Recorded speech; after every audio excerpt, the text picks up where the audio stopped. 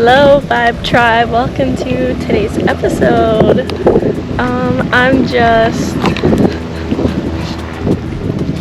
Today I'm just going to be recharging my batteries. We are at the park in St. Petersburg. This is the St. Petersburg Pier. Today's a beautiful day.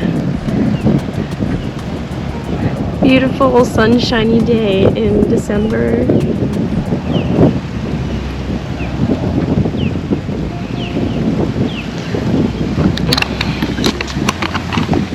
Maybe you need to recharge your batteries too, and you can just sit here and enjoy the view with me.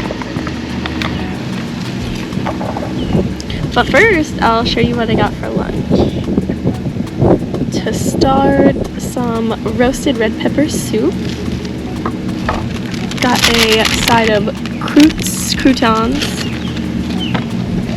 And then I also got a beets and black bean burger with a side salad from Love Nature Table. This is my second time eating their food and I absolutely love it.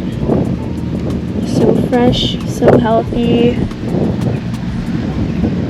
Really giving us those nutrients that our body needs.